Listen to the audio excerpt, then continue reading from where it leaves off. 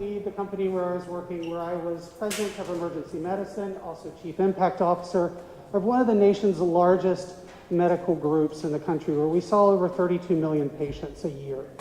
My job there was to run the COVID-19 response for the last 2 years. So I have a particular interest in pandemics, in infectious disease, in getting healthcare information out to people that is usable, relatable, so that you can make the best decisions for yourself and impact your community. So when the Blade came to me and said, hey, would you be willing to work with us on a town hall about monkeypox, I was absolutely excited to do it. And at the time I was asked, we still didn't know a lot about it, but I had a sense that things were going to get worse versus get better because we could see the patterns of spread. So I want to frame out the discussion, but before I do that, there are a few housekeeping items. So number one, we are asking people to wear masks. And I see most everybody is wearing masks, so thank you. We are still in the midst of a pandemic. We are still in the midst of a significant amount of spread of BA5. So I'd be remiss not to say thank you for wearing the mask, especially the high-grade masks. If you'd like a higher grade mask than what you have, we do have some there on the back. In addition to that, bathrooms, where are they? They're right around the corner on the other side of that wall. Feel free to get up, move about if you need to. We're here to talk with you for this evening. We are going to be taking your questions, so there's a couple of ways to submit questions to us. One is on the back, we have some note cards that you can write your question down. Those will be fed to me, and then I will be asking some of those questions to our panelists and even to myself, especially with the experience that I've had. We've also received some questions via email, and so what we have done is we've tried to collate some of those questions into bucketing some of them together so that we can ask the panelists throughout the evening. And then in addition to that, remember, we are here to try to give you the best information that we have. Unfortunately, there are some things that are realities for us with monkeypox. The first is we are learning about this new strain and this new manifestation of the disease on a day-by-day basis. Monkeypox is not new. It has been around since the 1950s. However, it moving outside of Africa into other parts of the world and then spreading amongst humans to humans in a fashion that it has been is new. And so we're learning how best to take care of it, how best to treat it. That's number one. Number two, we are woefully, I don't want to use the word unprepared, but we don't have the requisite vaccines around this country and around the world yet to take care and prevent the spread of this disease. That is just being honest. And so when we hear from DC Health, when we hear from the other practitioners, when you hear from me, understand that we are having to do a massive triage event looking at where there is the most disease prevalence now and targeting our resources, vaccine, treatments, and the best things that we have to take care of the disease now. Obviously, we are dependent on other factors, i.e. the federal government, the CDC, and other factors there at play, like manufacturing even of some of the vaccines.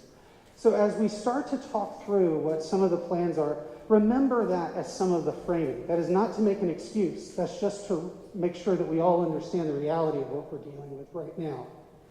So without further ado, I'd like to introduce some of the panelists that we have. There we go. So I already introduced myself. One other thing I failed to mention is I'm also a professor of practice at the University of North Carolina, Chapel Hill. Go Hills. If you are from Duke, there's the door. I'm joking, but I am in the MBA program there, or I'm teaching in the MBA program Challenges in Healthcare. We also have Clover Barnes here with us today. She is from DC Health. Clover? Like to further introduce yourself? So good evening. My name is Clover Barnes. I'm the Senior Deputy Director of the HIV/AIDS, Hepatitis, STD, and Tuberculosis Administration at DC Health. That's a mouthful. We call it HOSTA affectionately. And I am happy to be here with you all. Thank you. Thank you, Clover. I'm so excited that she is here. When we met the other day, I was like, she's so great to talk with, has so much valuable information. So I'm really excited to hear from you today more. Also, Alshon Bryant, also an amazing panelist. I'm very excited to hear from him. Alshon is a pharmacist. Can you tell us more? Good evening, everyone. How are you all today? Great. Great. Again, I am Alshon Bryant. You all can call me Al. It's totally cool. I've been with AHF for 10 years now. I'm currently the Strategic Response Team Pharmacist as well as a prep provider for our Temple Hills, Maryland and Capitol Hill Wellness Clinic. So, again, thank you all so much for having me, and I'm so happy to be here. Thank you, Al. And next we have Amanda Carey. She is a nurse practitioner working at Whitman Walker. Tell us more about yourself. Yeah, hi everyone. Thanks for being here. I'm Amanda Carey. I use she, her pronouns, and I'm a nurse practitioner at Whitman Walker. About half my time I'm seeing patients for primary care, but then the other half I'm managing our sexual health clinic, which is basically our free STI clinic. And so as such, I've been seeing some cases that we'll talk about today. Thank you so much, Amanda. And we have some hot mics, so sorry about that. So what I wanted to do before we get up here and start, as the whole panel gets up and starts answering some questions, is where are we with this virus? And so the first caveat is when I put some of these slides together, this was at the end of last week. It's already changing. So understand that some of this data may be slightly old, and in the world of infectious disease, as we've learned with COVID, what you may know on Monday may be very different than what you know on Friday. But so far, you can see a map here of the world, and in reality, we're seeing this big, broad spread of this virus to well over 70-plus countries. And that is one of the reasons why the World Health Organization said, whoa, we need to make this a public health emergency of international concern. Now, what was interesting is that the World Health Organization Director General went against the rest of his council, which voted 6-8, to say that this was not a public health emergency. But he said, wait a minute, I'm concerned. I'm concerned for a couple of reasons. One, it is having abnormal spread. Two, it's in a lot of areas of the world where it's not usually located. Three, it's spreading human to human fast. And we're also starting to see it in other populations, like children, for example. Now, here in the United States, we're essentially seeing it everywhere. There are a couple of states that are grayed out for reasons some states don't report some of their data. We've learned that as well with COVID. But we're essentially seeing multiple cases around the country, approaching about 3,000 cases. So how does monkeypox spread? And I want to be extraordinarily clear here.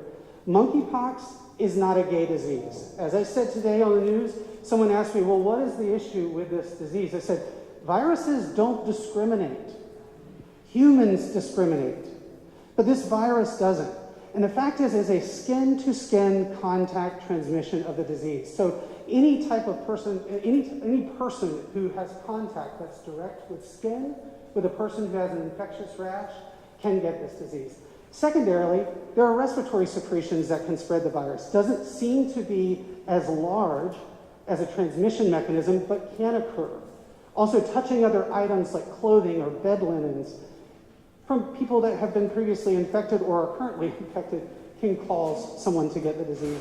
And then lastly, we know that monkeypox, as well as other viruses, can spread from the mother to fetus throughout the placenta. So there's concern there as well.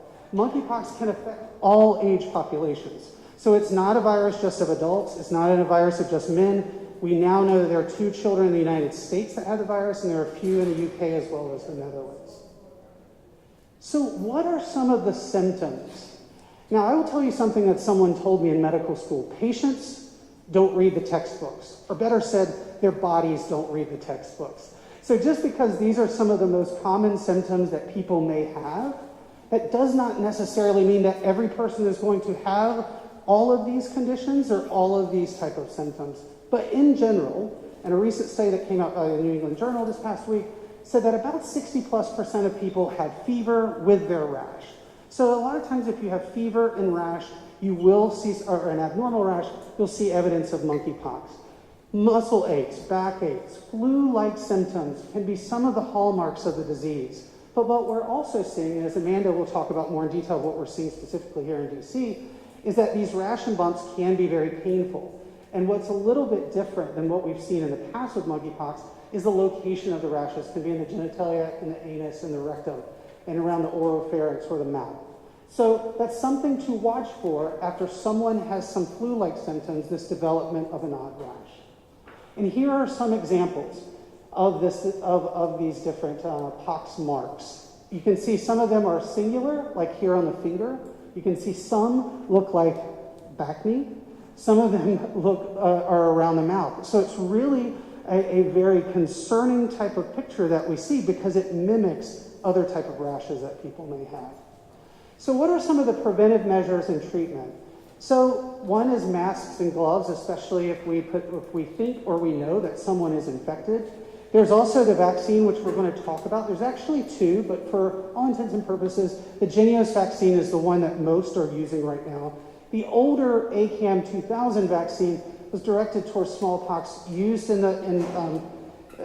years and years and years up until the 1970s, but has some other issues which we'll talk about. And then also TPOX, which is a medication used to treat medicine. And what we'll leave up here for a while, and if you look on your chairs, there's also this same presentation that's here that also has a QR code on it.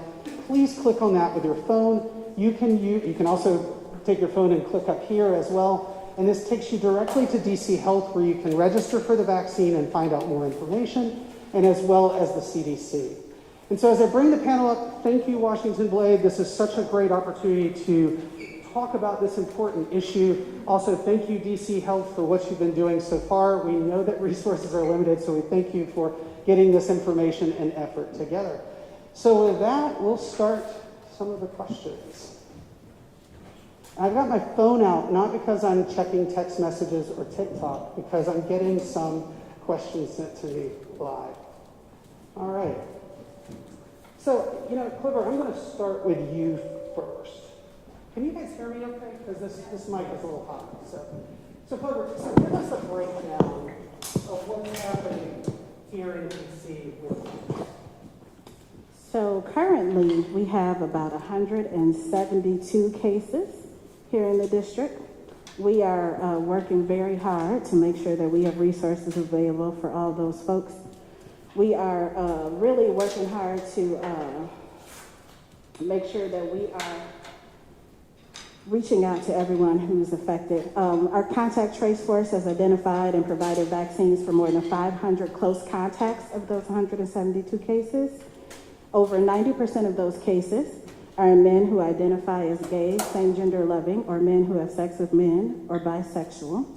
And to date, nearly 16,000 DC residents have registered for the pre-registration for the vaccination. So just as a follow-up to that, because I'd laid out before that there was a lot of concern about the lack of vaccines. And that's not necessarily, it becomes a DC problem, but it's not a cause of DC or DC Health. It's because of what was allocated here. So what is DC Health doing now?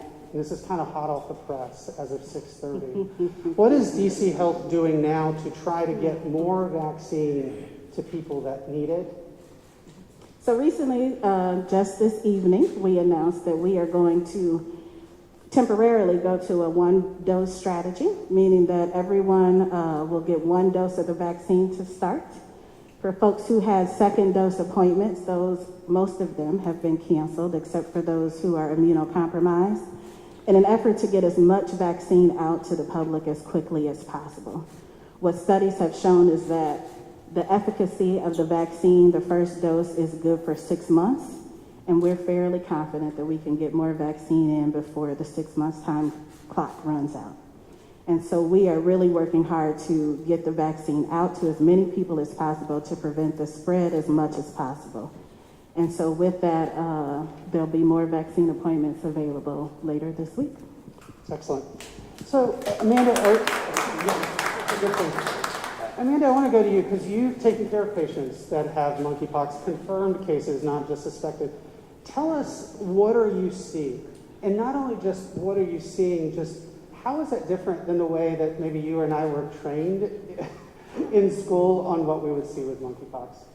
Sure. Well, I think like you said in the beginning, there is a variety in what we're seeing. I've seen cases ranging from pretty mild to fairly severe. And one thing to note, when I say severe, I'm not talking about people landing in the ICU like we saw with COVID, but I am talking about lesions that can be pretty darn painful, especially if they're near or inside the rectum. So it can be quite painful. But I've also seen, the classic presentation that was up on your slide, starting with fever, chills, flu-like symptoms, swollen lymph nodes, fatigue, followed by a couple days later, the rash and the lesions. On the flip side, I've seen it the other way too, which I think is a little different than what we knew about monkeypox before. I've seen a couple cases with 1 or 2 lesions that were actually mistaken for an ingrown hair for one and acne for other. But since we do have an outbreak right now, I swabbed them, and sure enough, they came back positive for monkeypox. And sure enough, when I called the patient, they started having the flu-like symptoms after the fact. So I'm kind of seeing it before and after. And I'm also seeing a variety of severity in terms of number and location. We are seeing a lot of cases around the genitals, around the rectum, whereas that hadn't been so much the case before. But I've also seen cases that have, spread to legs, arms, torso, face, even inside the mouth. So there is like a variety of presentation there. And the other variety I'm seeing is in terms of pain. Sometimes people are saying, oh, maybe they're a little itchy or uncomfortable, but sometimes they're very painful. And in those cases, I think we'll talk about treatment later, but we do have treatment that we can talk about. One thing before I stop rambling, I'm also seeing co-infections with chlamydia, gonorrhea, syphilis, even HIV. And so, right now, this is a skin-to-skin infection that's spreading a lot through sex. We need to remember those other STIs and make sure that we have testing available. Because last time I checked, during sex, skin-to-skin contact. It happens, yeah. Yeah. So, Alshon, actually, before I go to you, Alshon, I wanted to ask you, Amanda, so you had mentioned testing and you swabbed, and I am hearing from my emergency medicine colleagues from across the country that there's varying abilities to just do the swab and get it tested. What is some of your experience with the testing barriers or successes here in DC? Yeah, well, first of all, we've come a long way. When we first learned about this, the only testing availability was through the Department of Health, and I know we overwhelmed our Department of Health colleagues, but now there's more commercial testing that's out there. There's LabCorp, Quest, some of the big names in testing, where they have swabs that you can send just as you would any other samples. Now, one thing I have noticed is there's been some problems with LabCorp, and I've heard Quest as well, doing the other STI testing, drawing blood on patients with suspected monkeypox. And we've been in touch with LabCorp about how problematic that is, because these folks need comprehensive STI testing. I know LabCorp is working on that. They're trying to make sure that everyone gets the proper testing, but I think it's an issue that we need to kind of keep on our agenda, the fact that folks need comprehensive STI testing. But currently, as it stands, it's not like a COVID test that you can go to Amazon or you can go to CVS or Walgreens and buy the test. And there's a pretty extensive algorithm that one has to go through to order those tests, at least depending on your locale. Yeah, I mean, so I think there's probably a lot of locales that maybe have to, still go through the Department of Health. Maybe Clover can speak more to that. But with LabCorp, it's actually the testing has gotten, much more streamlined. Yeah. Well, let's shift gears a little bit and talk about the vaccine. So I've mentioned before that there are 2 vaccines. Alshon, tell us about the 2 vaccines and why is one preferred over the other right now? Sure. So, can you all hear me? Yes? Okay. So the 2 vaccines that are available, one is ACAM 2000, the other is Jynneos. So let's start with ACAM 2000. So that is a live replicating vaccine, which means that when a patient gets the vaccine, it has the potential to move around the body and it could also transfer to somebody else, right? So typically with that vaccine, they try to go ahead and cover up the area and make it so that transmission or anything is reduced. That one is a 1-dose vaccine as opposed to Jynneos. Jynneos is a 2-dose series one 4 weeks after the other. With ACAM 2000, you are vaccinated after 28 days of taking that vaccine. And with that one in particular, at the site of injection, excuse me, it starts out as a papilla within the first 2 to 5 days, and then over the course of the next 3 weeks, it transitions to a pustule, then it scabs over, and then the scab falls off. Which is kind of similar to what monkeypox does. Exactly. It's Right. similar family. Right. The other interesting thing about that vaccine, ACAM 2000, is it's a bit barbaric in its administration, because you actually have to prick the skin within 5 millimeters up in the deltoid like 15 different times in order for that vaccine to work properly. Okay. So then we have Jynneos. Jynneos vaccine is, as I said before, 2 doses. That one is given subcutaneously, which is underneath the skin. Considered vaccinated 2 weeks after the last dose. So technically, since you're taking the second dose 4 weeks after the first, and you're vaccinated 2 weeks after the second, it takes 6 weeks to be considered vaccinated, as opposed to the ACAM, where you're vaccinated after 28 days. So those are just some of the differences of those 2 vaccines. You know, what I find interesting is that the ACAM vaccine, most people don't know about it because we stopped vaccinating people against smallpox in the early 70s. So many of us, people who are over the age of late 40s, 50s, may have the scar on their left or right arm that sees the little marks. I see some heads nodding and shaking, not giving away age or anything like that. They're talking about parents and grandparents, they're seeing all that kind of stuff. But no, so there is a question about how much immunity is conferred by those vaccines that may be for populations that are a bit older who may have had it, or let's say laboratory people who deal with smallpox that are getting those vaccines. Do we know how much immunity that may be conferred by those other vaccines if they got them back in the early 70s or before? So I do see that for people who already have the smallpox vaccine, if it's not within the last 3 years or so, it's encouraged to get it again during this outbreak so that you have proper coverage. And that's right. And there is some kind of immunological thought that there may be some protection. But, like with most vaccines, at some point in time, you need some type of booster with most. Absolutely. I want to go to, so we've talked about how do you prevent it. We've talked about what are the things that you see. So now let's talk a little bit about treatment. And I'll start with you and then want to go to Amanda. So we have TPOXX, which is one of the medications. Tell us a little bit about what it is. How do we use it? And then what are some of the issues that we have with getting it to people? And Amanda, I think you can probably take that last part. Absolutely. I'll pass the torch. So yes, with TPOXX, that medication is a 200 milligram capsule, right? And so you have to take 600 milligrams every 12 hours for 14 days. So technically you're taking 3 capsules every 12 hours for 14 days. That medication is on the United States strategic national stockpile. So there is a stockpile of medication that the U.S. can send to cities that may need it for different things, such as this type of outbreak. So TPOXX is one of those. There are a few other medications that are available through the national stockpile, but TPOXX is definitely the one that is preferred that we're trying to get out to everybody. And Amanda, what is the issue with just giving it and making it available to everyone? Well, it's, because it's stored away in our national stockpile, it's not something that can be prescribed to your local pharmacy. It actually has to be ordered directly from the CDC.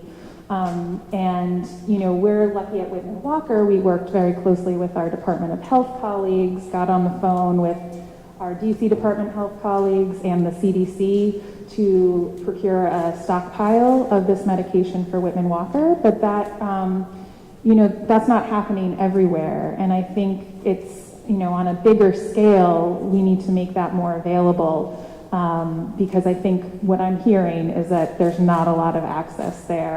I've heard from many folks that are not in this area that their providers just kind of say, listen, there's nothing we can do. We just have to tough it out, which, I think we have the medication. It would be, I think it's important to get it out there. And we're much more likely to be better situated here being in DC than in many other parts of the country. Yeah. Can I just add Sure. one thing there? So we do have some TPOCs available through the Department of Health.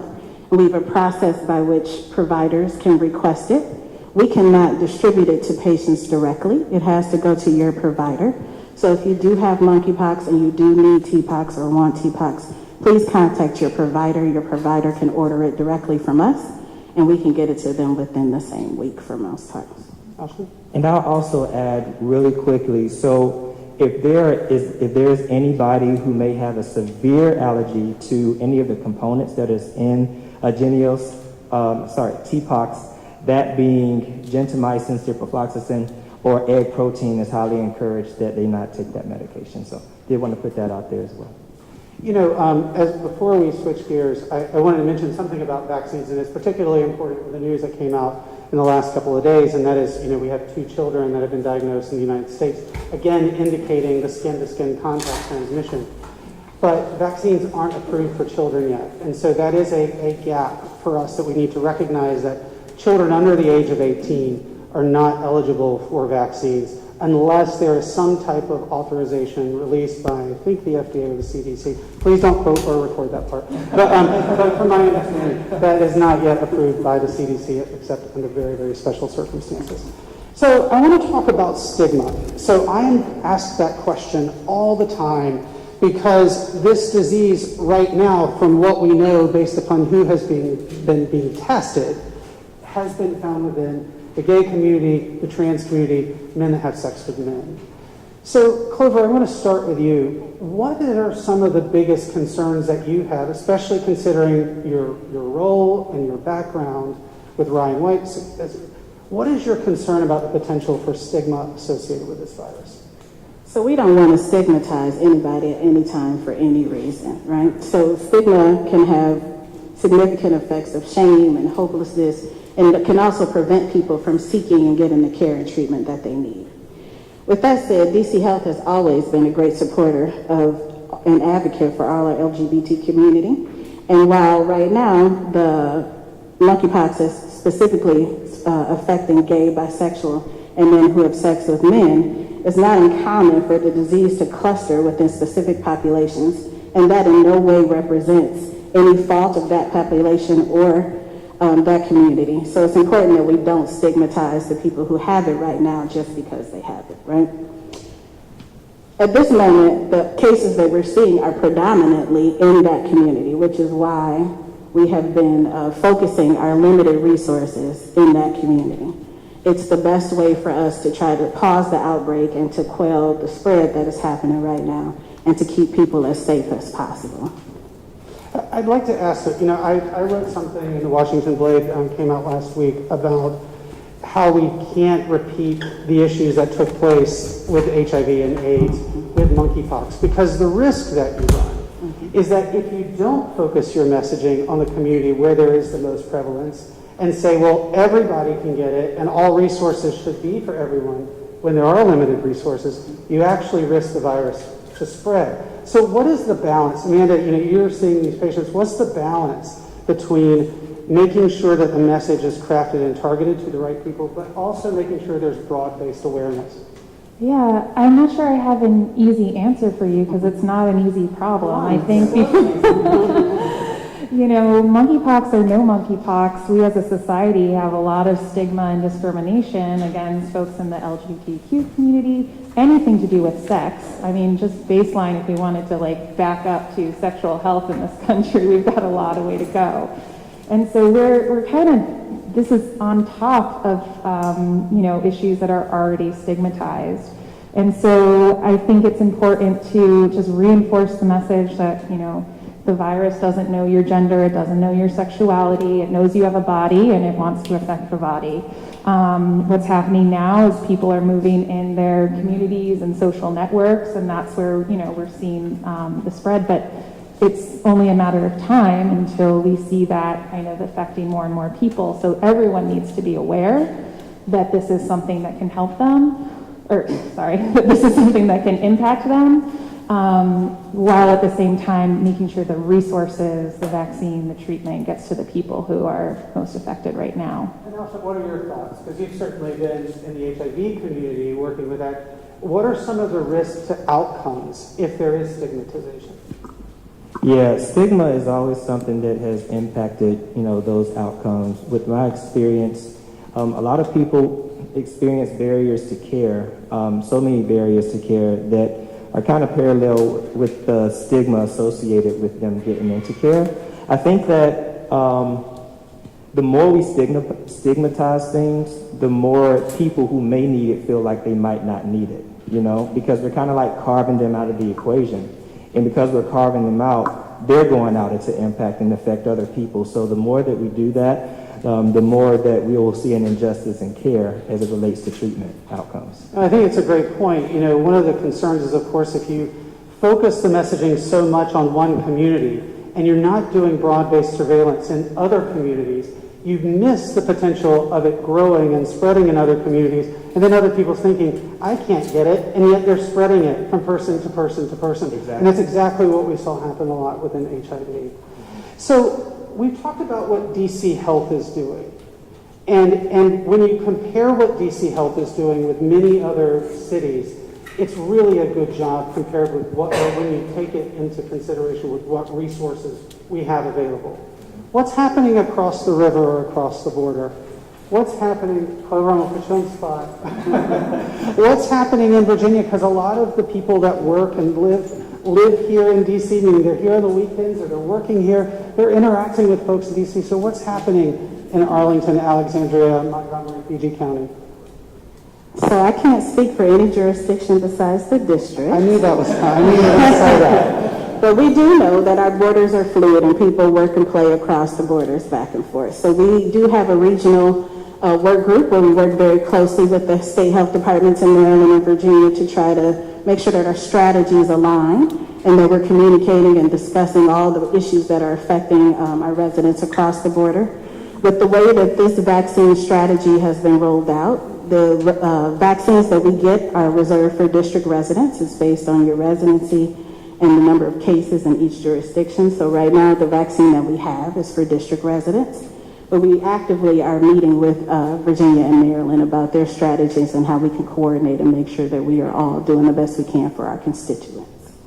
So we've talked about the vaccine, we've talked about the treatment, what are some of the signs and symptoms and how it's differentiated from what we learned back in the day in school. What happens if someone believes they have the virus or they see a lesion? Amanda, what's your recommendation?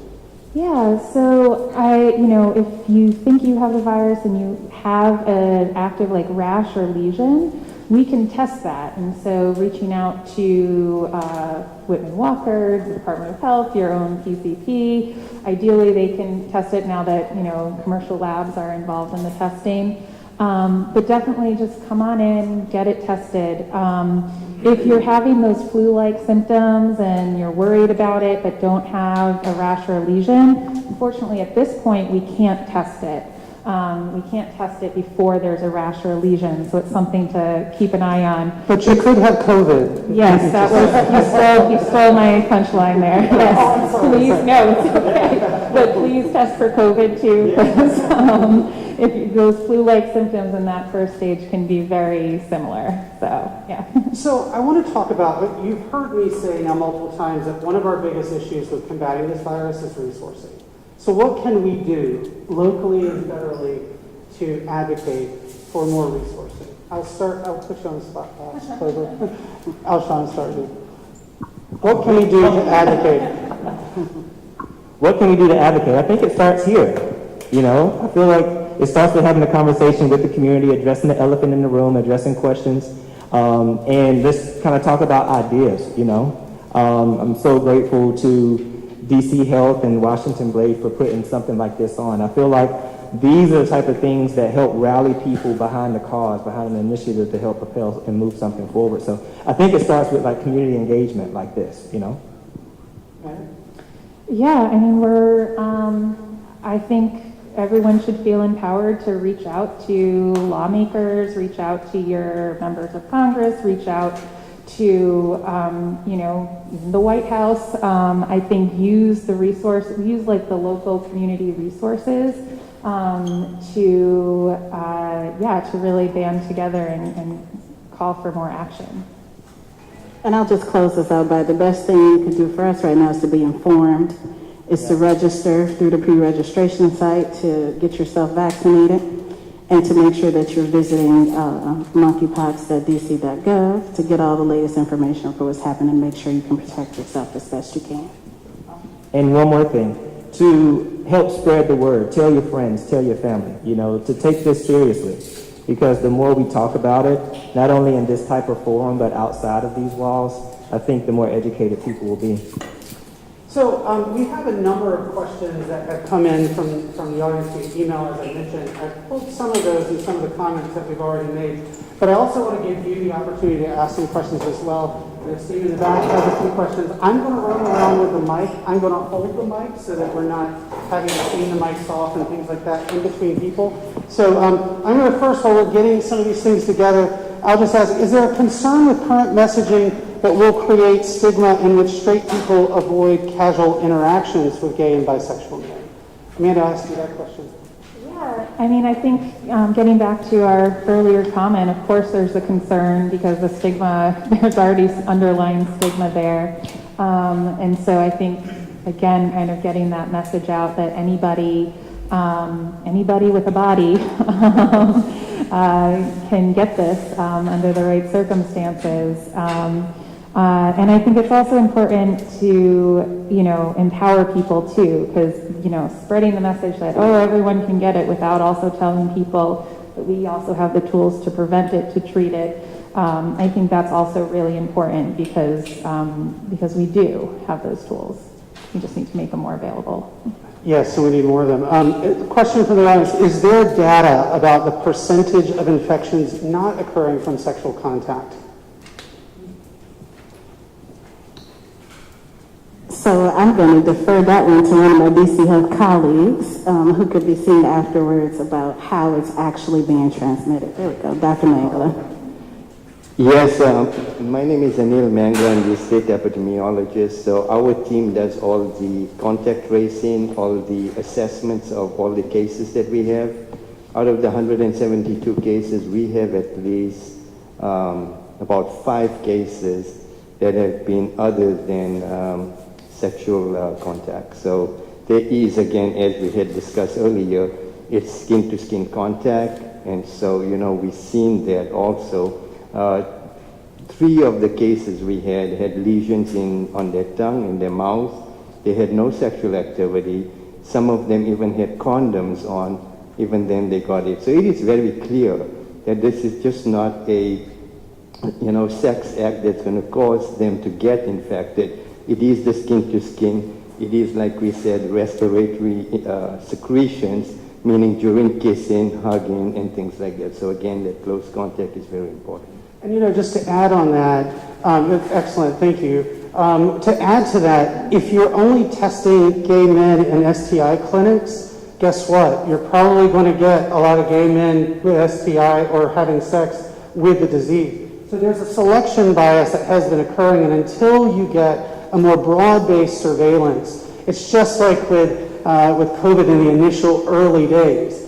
You know, you're going to get some selection bias.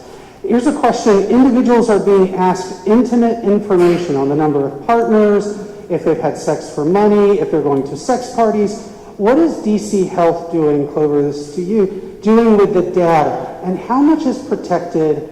And why can't we just simply self-certify that we're eligible for these vaccines?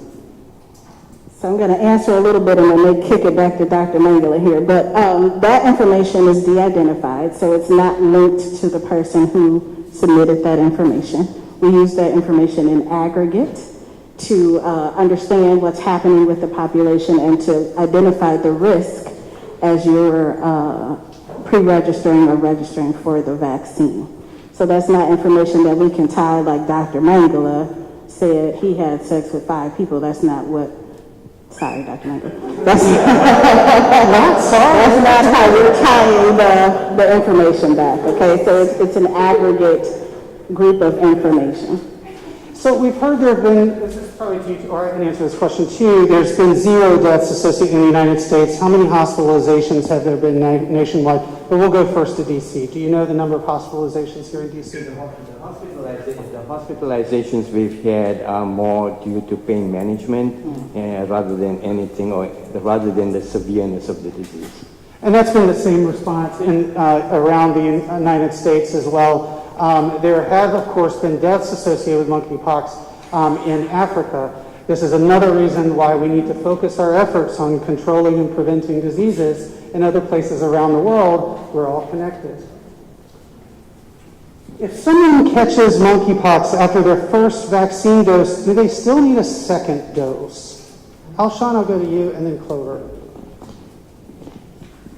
If they catch monkeypox after the first vaccine dose. Will they need a second?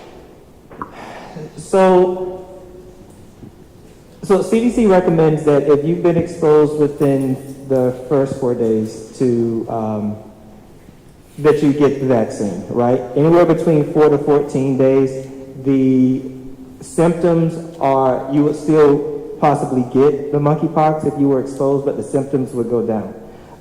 And that is the extent of what I know about it. Well, so that's kind of the extent of what the CDC is saying. It's a little bit of a gray area right now. Right. Clover, your thoughts? I would just say that we do not recommend that you get the monkeypox vaccine if you've had monkeypox.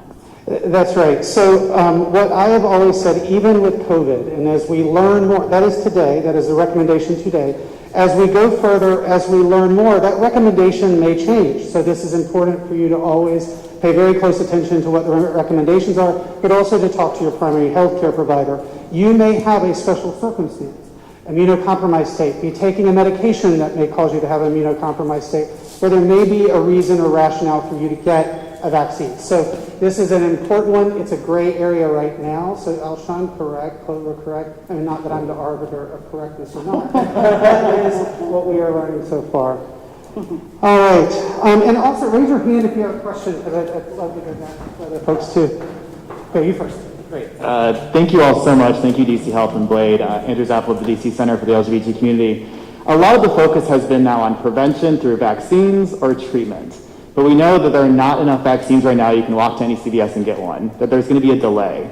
And my question is to you all is, what should these communities most at risk be doing to prevent potential spread of the vaccine and to prevent exposure to it while they're waiting to potentially get a vaccine? And second question, there are 2 vaccination sites right now, I Street and Georgia Avenue. One is a little inaccessible, I feel, for a lot of people I've talked to. How is DC Health making it so there might be more vaccine clinics, more accessibility, so people can have access to vaccines in areas that are able to get to? So what can we do to prevent this disease? Because we know there's not enough vaccines. And then number 2, and I'll come back to you as well. And then, okay, great. And then number 2, it seems that this is not so accessible, our vaccine sites. So we'll just take question 1. Amanda, to you, since you're seeing patients, what is your best advice for preventing this while we're waiting for vaccines and treatments? Yeah, so I think, I've definitely heard advice similar to how we were talking about sex during COVID times, of which we are still in. So I know there's been ideas like, limit partners, have more video or phone sex, mutual masturbation, there's... Apart. Apart, yeah. So there are these ideas, but I do want to, and like right now, because there's not enough vaccination, these are tools to consider, but I do want to be clear that this is a vaccine preventable illness, and in an ideal world, we actually get that access out so that people can have the sex that they want to be having. So yes, talk about it with your partners. Talk with your partners about have they gotten a vaccination? Do they have any symptoms? Kind of use some of these COVID strategies. But really, that should be like a stopgate. Like I really want to see the vaccine available so people can have the sex lives that they have the right to have. Others? We can all talk to that. And Clover, to you, other comments about preventive measures while we're waiting for the vaccine? No, okay. Over to you. And what about the choice of location for vaccine sites? Can you give us, and the inaccessibility of those sites? So, hot off the presses, there is going to be another site opening later this week on the other side of the river. And so that will come live later this week. I'm going to give a shout out to my colleague Patrick over here, who's responsible for that effort. And more vaccine appointments will go live later this week as well. So this next question, I can take the start on it, and anyone else can opine. With COVID variants on the rise, what is the most effective way to educate our communities about monkeypox and ways they can get access to resources? Really simply, we put those QR codes up there. They're on the back of the info sheets that each of you have.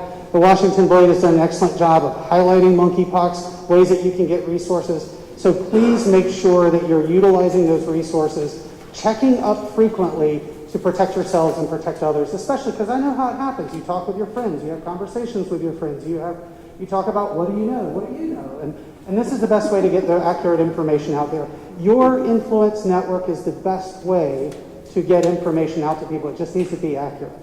So use some of these trusted sources as ways to get out information. So secondly, and this wasn't in the question, but they talked about COVID variants. And there's a question of, will there be a lot of variants associated with monkeypox, that could there be a need for further boosters? The fact is right now, because of spread in monkeypox in the past as being relatively low, there's not been a huge amount of variation that has occurred with different strains. Although there are a few strains right now of monkeypox, and one that's here in the United States is dissimilar from the past. So this is going to have to be a wait and see. But what we do know is the more quickly a virus spreads, the more likelihood it has to mutate. And so if we can do everything that we can now to reduce down the spread of this virus, we can reduce down the chances of monkeypox mutating. It is not COVID though. COVID-19 or the coronavirus spreads so rapidly, so quickly, and is so efficacious at getting us sick and also having asymptomatic spread. The potential is there for mutation quickly, and we're living through wave after wave of different mutation. That doesn't seem to be the case with monkeypox. But again, this is based upon the information that we know now. Other questions from the audience? Oh, yes, sir. Can I, so I wanted to elaborate on, I get this question all the time regarding the monkeypox virus and the COVID-19 virus. And are we going to see new strains or new linkages, and then of course the effectiveness of the vaccine. So the key here, if you look at the molecular part of the two viruses, they are viruses, but they're very different. The COVID-19 virus is a single-stranded RNA virus. And when that occurs, it has a high possibility for mutations. It's not stable. And so that's why it mutates much faster, and as discussed, because of the spread, it's more opportunity for it to mutate, because as it lives in the body, that's extra time for it to change. Now let's look at the monkeypox virus. The monkeypox virus is a double-stranded DNA molecule at the molecular level. That molecule is very stable, and there's rare opportunity for it to mutate just on its own. And the fact that it's not going to mutate, the vaccine we're using currently would be very effective. As a matter of fact, 85% or higher effectiveness. And because you're not going to see mutations, or mutations may be rare, that vaccine is going to hold effective for quite some time. Thank you. So going back to a question about stigma and even the messaging from DC Health, if this isn't a gay disease, why is DC Health's vaccine registration site asking questions about that you must be gay or a bisexual male? Clover? So right now we're prioritizing the populations who have the highest impact. And so that is a public health strategy that when one community has a higher impact of something, you dedicate your resources to that community to try to stop the spread and to keep it from going further. And so we will continue, as long as the resources are scarce, to have a strategy by which we're going to the communities who are most affected. So I had a question about testing. Well, let me back up. You had said that we're targeting the community that's most affected right now. But if we're not doing broad-based surveillance or testing, it's hard for us to know how many tests, and this was a question that we had earlier, how many tests, what is our testing capability? What is our surveillance capability here in DC? So now that the public health labs or the other labs, the commercial labs are on board with doing the testing, you can go to your provider and get tested. Anybody can get tested. It is not just communities who are highly impacted. If you have a susceptible rash, you can go see your primary care provider and they can test you. Unfortunately, we can only test the lesions, as was said earlier. So there's not like a blood test you can draw, or they can't swab your cheek or anything like that. But they can swab the lesions. You can also go to an urgent care, or if it's severe and painful, to an emergency room to get tested there as well. You can't just walk up to a Quest or a LabCorp. No, you need an I wanted to make urgent sure that was clear, because sometimes there's an assumption, you know, like in the past with COVID testing, you could go to the tent, or you could go somewhere, wherever they were doing the testing. Not the case for this. It needs a provider's order. I want to go, Alshon, to you. Question about what are some of the side effects of the Jynneos vaccine? So, we don't need to go into the side effects of ACAM 2000 because 99.999% of people are not getting it. What are the side effects of the Jynneos vaccine? Side effects would include tiredness, fatigue, things of that nature. Sometimes people might have like a mild fever. That may be a side effect, but it won't last too long. We're talking about Jynneos. Yes. Yes. So yes, injection site reaction. So any warmness or itching of the injection site, that's also one of the side effects. So fatigue, tiredness, mild fever, injection site reactions are some of the key side effects of the vaccine.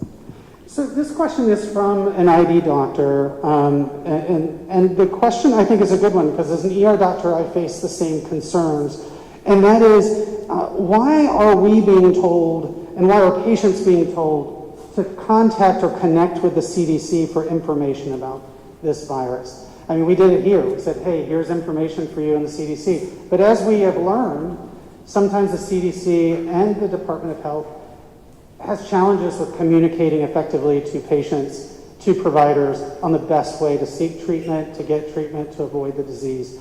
So the question here is, why are patients being given zero information on treatment and prescription options? And as a provider, I'm left kind of sitting on my hands, looking incredibly stupid and uninformed. I feel that sometimes. I completely understand.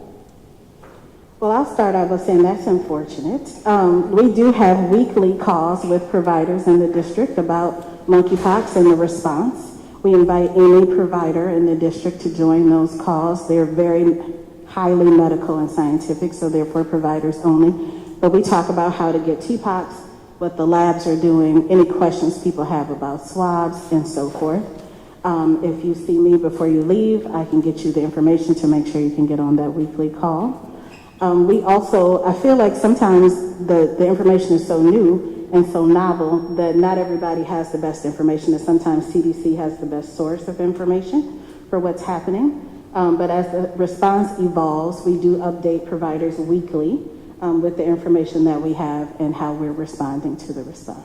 I actually lead those calls. And that's, I think, a really good point, because I know, having a spouse that works within the government too, sometimes folks in the government say, oh, we have all these calls with stakeholders, but people don't sometimes know how to engage with the government or with the DC Health. So just remind us again, like, who is open to be on some of these calls? Who do you want to see on some of these calls? How do they access it again? Any doctor, nurse practitioner, PA who is seeing patients who might have monkeypox or have questions about it, we invite you to come on and get onto the call. It's for any prescriber in the district. And most of the information is, how do you access treatment? What are the latest policies? What are the latest protocols? Where are the gaps? Where do we need A place to ask questions if they have them, so that they can provide the best and safest care to and to their receive patients. comment. Excuse And me? to receive comment. Yes. Okay, good. There's So- a question. Oh, yes, good. I didn't exercise today, so I'll turn it on. Okay. Thank you so much for this. You mentioned earlier that immunocompromised individuals could get their second shot still, and that their appointments had not been canceled. I think you said all the ones that weren't immunocompromised were canceled. How are you defining immunocompromised? What information do you have on intake that would give you that information? Excellent question. That is a good question. So one of the intake questions asks about your immunocompromised status.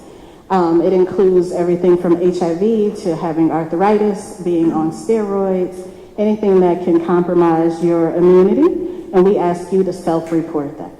So if you report it when you register for the vaccine, then that's how we're determining that information. So another question, and over to you.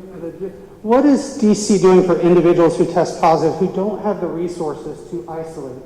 Maybe they're unhoused. What is DC doing for them? That is a great question because we don't have a lot of resources on that one. So we will deal with those cases on an individual basis and try to do the best we can to move them through the other resources that are available in the district. And just to piggyback on that, it's not just, folks who are unhoused. I mean, you have to isolate for 2 to 4 weeks with this, so folks need to be out of work for that amount of time. Not everyone has a job that's flexible enough to allow that, and so that's just another area where we need to come up with ideas on how to support folks. My question has to do with people who are immunocompromised, and I want to know how effective the vaccine is for those people. Great question. Come this way. So the initial, I'll start talking, and then I would love the good doctor from DC Health to chime in. So the initial efficacy of the vaccine for general populations is around 85%. But when we're looking at folks that are immunocompromised, my assumption would be less. I'm Dr. Kim Summers. I'm the Chief Science Officer for DC Health. I've been on the Monkeypox team as well. So I don't think we have great data because this is still fairly new. We're repurposing this vaccine that was studied for smallpox, and the idea is that it should work for monkeypox since they're so closely related. In general, like principles of vaccination, a lot of vaccines tend to not be quite as effective in people who are significantly immunocompromised. In addition, when you're talking about HIV, there can be a difference if your HIV is well controlled. You have a reconstituted immune system versus if you have advanced HIV/AIDS. There can be a big difference, and we know that from other vaccines. So that's what I suspect will be the case here, but I think it's early and we're gathering the data as we go. Thanks. Yeah, the initial studies that you see on the CDC website, they're touting 85%. But, I want to remind people of a couple things. One, we get a flu vaccine, different vaccine, but just talking about principles of immunology and vaccines, it can change from year to year because the vaccines change. This is a different strain than what we've dealt with before, so that could also change things. And then I think your point is a phenomenal one about what is immunocompromised. Immunocompromised is not everybody has this immune system who has the label of immunocompromised. It's variant from person to person. This goes back to why it's so important to be linked up with your healthcare provider and really have those conversations. Next. I'm Jason Crichton, and my question is, and perhaps this is an epidemiology question. First, thanks to DC Health and the Blade for hosting this. In light of DC Health's moving to an interim one-dose strategy, is there more information upon how robust the efficacy of one shot of Jynneos vaccine may be within a 6-month window versus 2 doses? We'll start with you, Clover, and looking for the other person. I'll just say that we, in our calls with other health departments around the country and trying to do the best thing we can right now with the resources that we have, the research has showed that the efficacy stays effective for 6 months. I don't have a specific percentage for you right now, but following in what New York City and other health departments around the world have been doing is the best way to get as much coverage out as possible with the resources that we have right now. I just want to add one more thing. We do have a health alert notice that went out on Friday for providers who may not be on the calls that we have weekly. That should have gone to every licensed provider in the district. Hi, thanks very much for the forum. I'm not sure if I understood correctly. Did you, and I apologize, I don't know your name from the health department.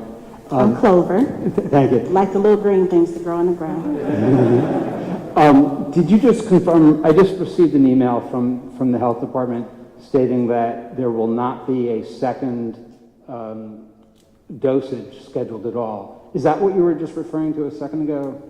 Only for people who are immunocompromised will they get the second I'm not dosage. immunocompromised, and it says, given the rapid, this is 10 minutes ago, given the rapid increase in the cases and the limited supply of the vaccine, we have decided the most urgent priority is providing the first doses of the vaccine to high-risk residents without, at this time, a future date planned.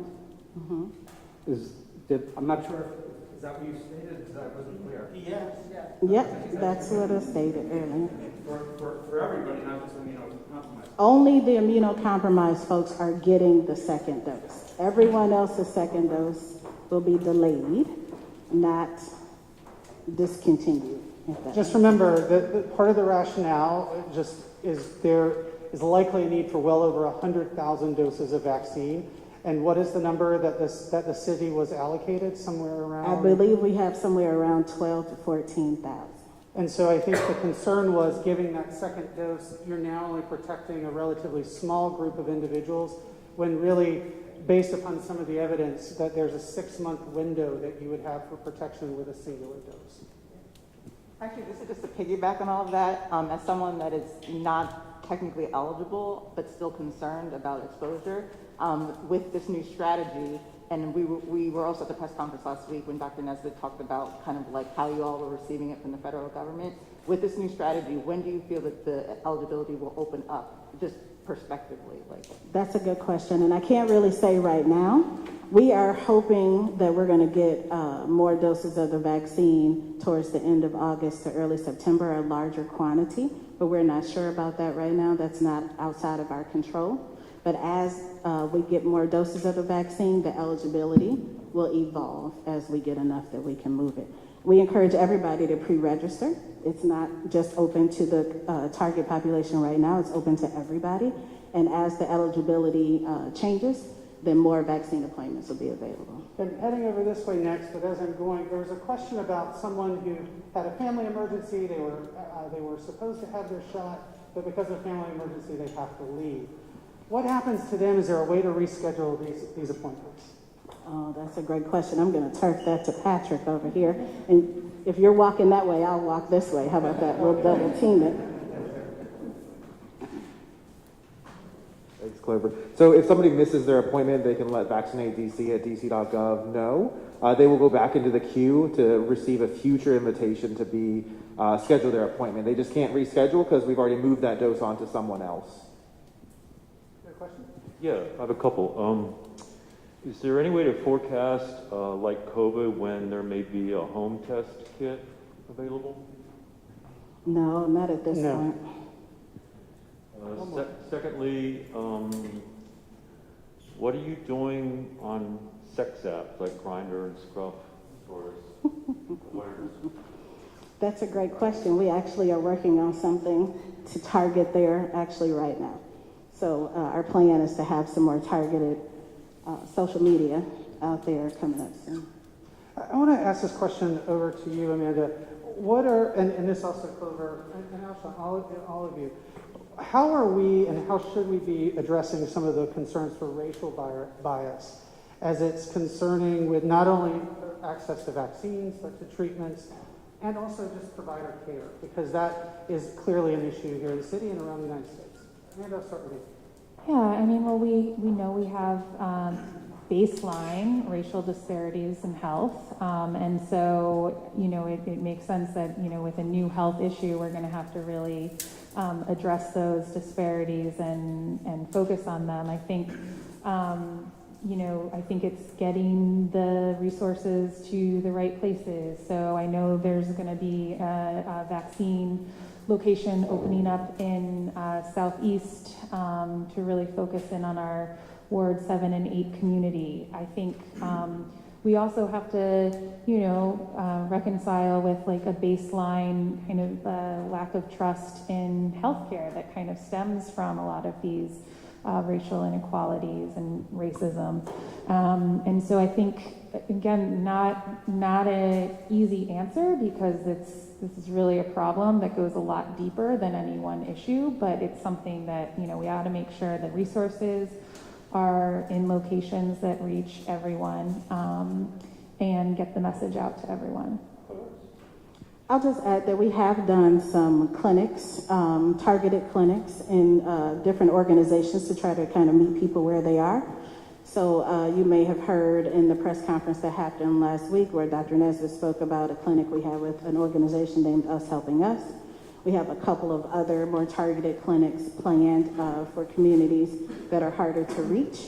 And so those are not public clinics. They're targeted towards the folks who are seen at those locations and who may have less access to other locations to really try to even out some of the disparities. And Alshon, your thoughts? Listen, I'm in 100% agreement with what you said, Amanda. So that's all I have to say about that. Yeah.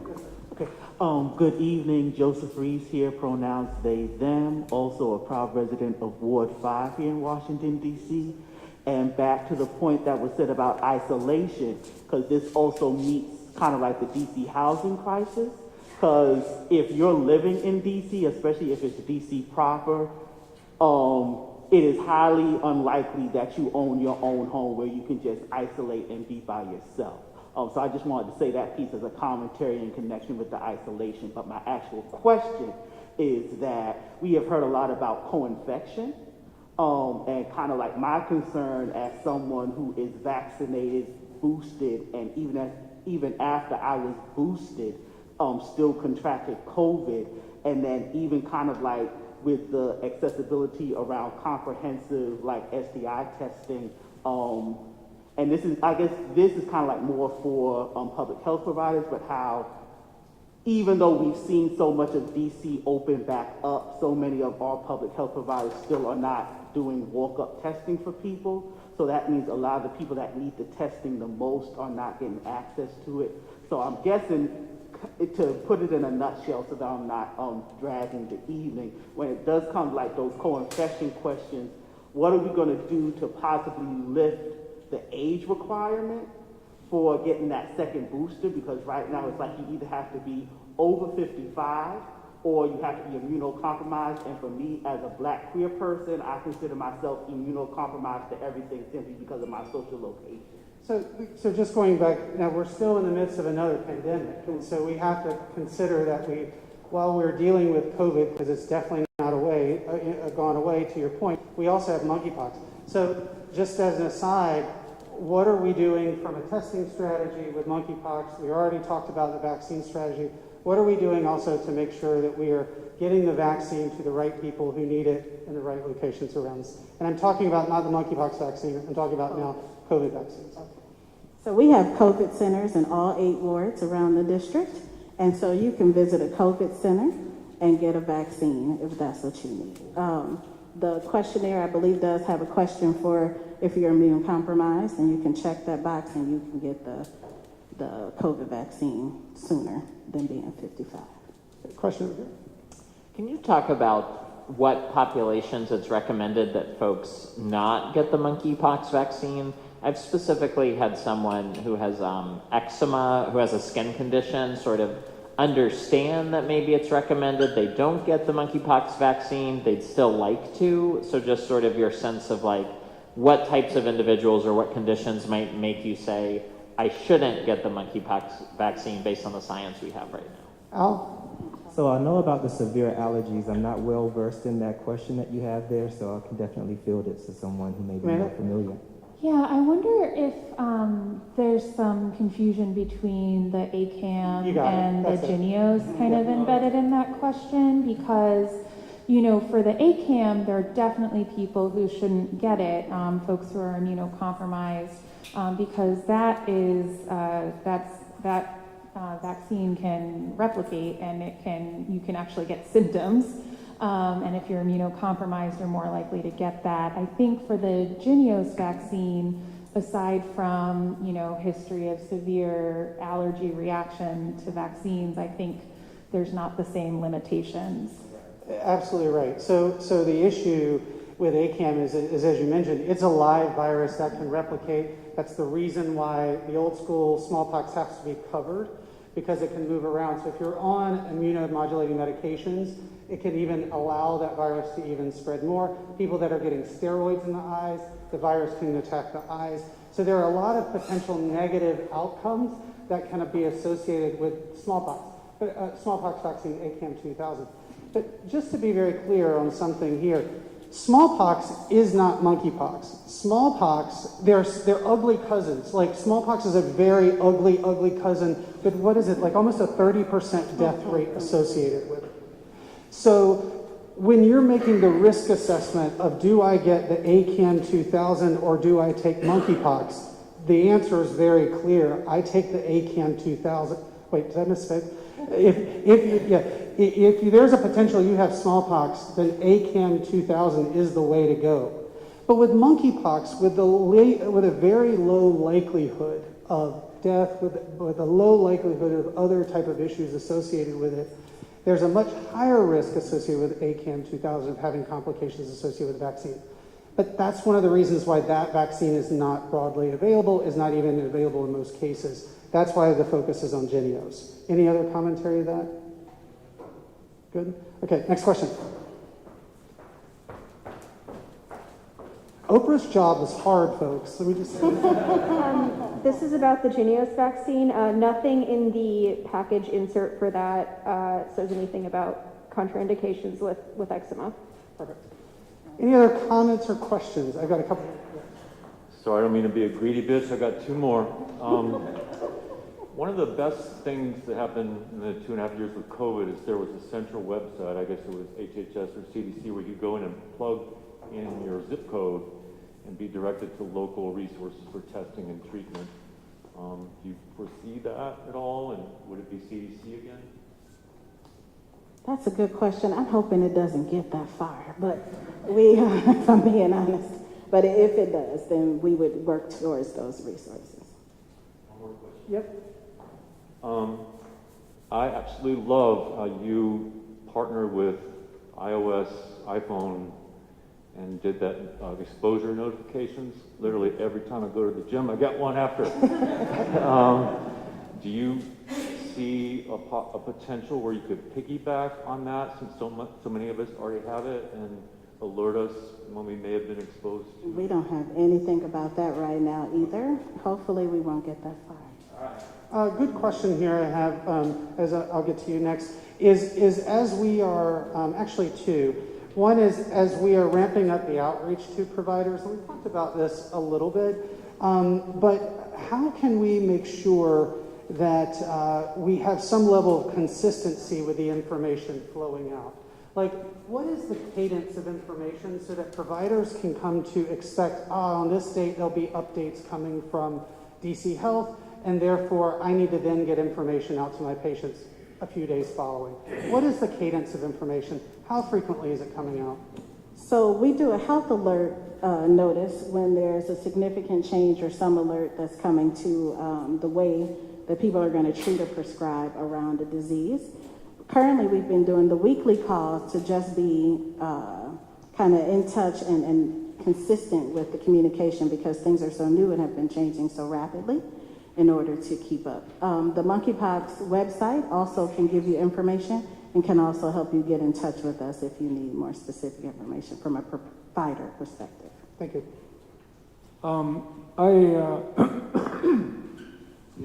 I own two businesses here in DC. We see probably 2,000 to 3,000 people a week that are in the LGBTQ community. I think during COVID, the DC government did a really good job of providing us with information on an ongoing basis to provide actual materials, physical materials, posters, things that would allow us to communicate as well as we could, or at least consistently Sometimes we maybe felt like we would be more aggressive with the messaging than even DC government would be, but at least there was a consistent baseline of information. You know, is there anything like that set up yet? Are there resources for me, materials for me, other than a QR code, which we already have posted, but is there anything else? Sure, there are some handouts as well as palm cards that we can get you. We can get you things that you can post. This gentleman sitting right here, Mr. Torres, can get you what you need.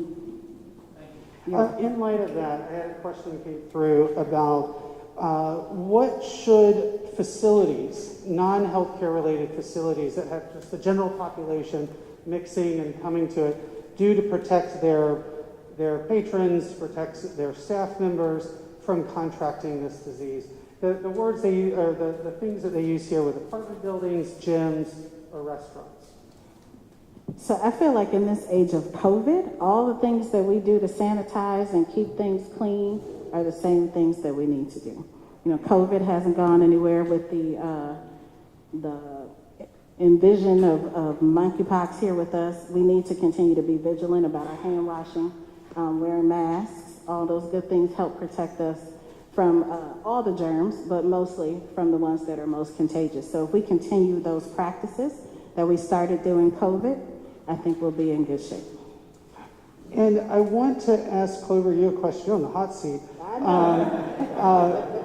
A couple of on rapid fire. What's DC Health planning to do to increase testing capacity? We've talked about the public-private partnerships, but what else are you planning to do? So testing, any provider can test for it. It's a swab. So it is not something that we need something special. You need a special medium or you need a special whatever for. Any of your providers that you go see can test for monkeypox. Next question is, are there plans for mobile clinics, or not mobile testing sites, or mobile vaccine clinics for monkeypox? Right now, the resources for vaccines are so scarce that I'm not sure we could staff mobile sites and the local clinics and support other things. They're very rare. You need to understand that we have probably more than anybody else in this region right now for vaccine, and we don't even have nearly enough. We only have about 10% of what we would project to need. So there's not a way that we could staff mobile sites and mobile clinics and all those things at this point. Is information available in multiple different languages, since we have such a large community where people don't speak English? We do. On the website, it's translated in Spanish, Amharic, all different languages. We have English and Spanish here with us tonight, but if you're interested in other languages that aren't there, we can get those for you. And then one other one, I'm going through my emails, so the questions I'm getting. It's transmissible, monkeypox we've already mentioned is transmissible via like linens and of course we've already talked about skin to skin. Now that we have children that have had this disease, what are the plans to keep children safe as they go back to school? And I'll just tell you, I'm concerned about when kids go back to university as well. So that's a little tougher. So we don't have vaccines and such that are available for children right now. So we are still on this, protecting yourself, keeping away from if you have a rash, don't let that rash touch a child, type of thing to protect yourself. It's still skin to skin, so that's skin. Babies have skin, kids have skin, everybody has skin, right? So it's skin to skin. So we want to do our best to keep those children protected. All right, there's another question right here. So thank you very much. I think part of my question was about the language thing. I think most of the time, DC is the most diverse city that I've ever lived. We have a huge percentage of immigrants in the city. And most times, even though we live here, it is always assumed that if we speak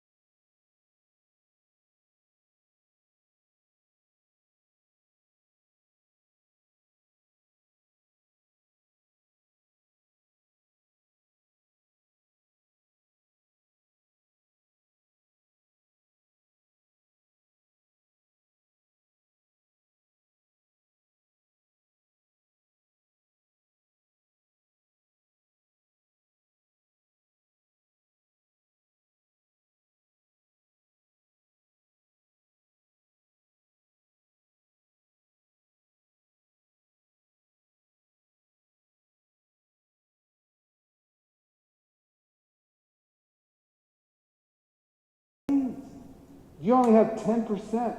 So how many vaccine doses does this country need? And is it acceptable that we're taking crumbs from the federal government's table?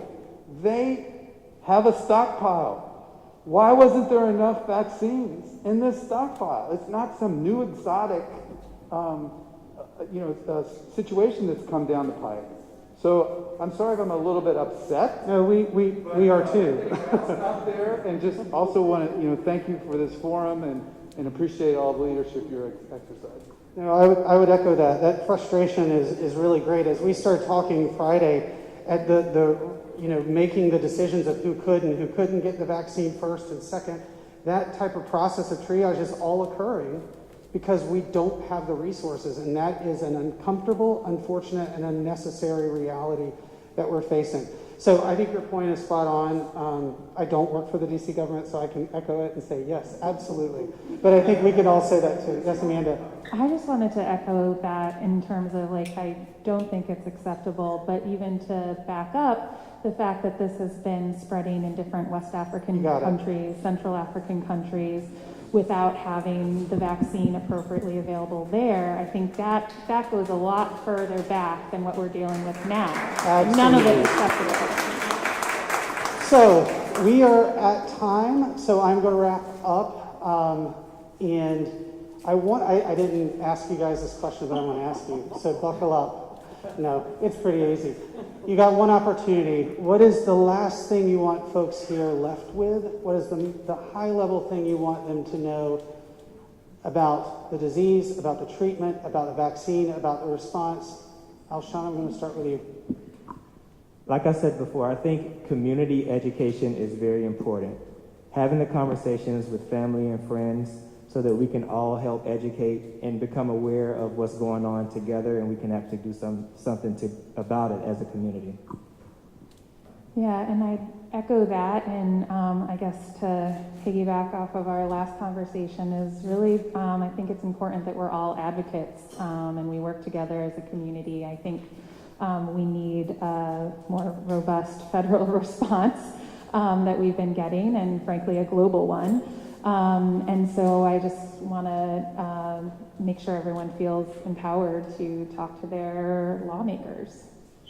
Clover? And I'm a nurse by trade, so I'm just going to appeal to everybody to be an advocate in your own health care and in your own health, and to be knowledgeable about the things that are affecting you and to be able to use your voice to speak up to get the things that you need and want for your health care. I want you to be patient with us at the health department because we are doing the very best we can with the resources that we have to get them out to you guys and to make sure that we are keeping our residents as safe and as healthy as possible. That's the mission of the health department. That's what we're trying to do in all our actions and efforts. And we thank you all for coming out today. Last thing, hold on. Last thing I want to say is again, I appreciate this panel. I really enjoyed meeting each of you last week and talking with you through this. I have learned so much from this. The thing that I want to share with each of you is that what I have learned, not only as a health communicator, as someone who's been an executive in a company, now starting my own company, you are the most important link in your community as an influencer. People who you are connected with, your friends and your family, you have a sphere of influence. And when you get information that can not only protect yourself, but that is accurate, you have the ability to impact others. And your word becomes very important. So many of us don't listen to our doctors. We don't listen to our nurses. We don't listen to our healthcare providers, but we listen to Kim Kardashian and those people on TikTok. Okay, I'm joking, but not. But we listen to folks within our influencer network. So it's so extremely important that for all of you who have shown the effort tonight to listen to this group, to follow this information, to take this back to your communities, to continue to stay up to date, because you are an influential individual and you are going to protect lives by learning more about this disease. So I thank each of you. I have left our names and things up here. Follow us on Twitter, email us, slip into our direct message, ask us questions. We are going to still be here. So, that was a joke. Yeah. We are still going to be here. Okay, you get the last question. This is a fidgety group, I can tell. This is like 23 no. 23 mini pages of notes, and thank you for giving me all this fodder. I have one quick question for you. What percentage of the vaccines that are distributed are made by Genio? Well, right now, all of the vaccine that is distributed is made, because that's the only one available. Thanks for sitting. Yes. All right. Well, thanks everyone. Have a safe. We'll talk offline. Thanks everyone. I really appreciate it. Stay safe out there. And if you have any questions, we're still up here. We're happy to talk with you the last few minutes.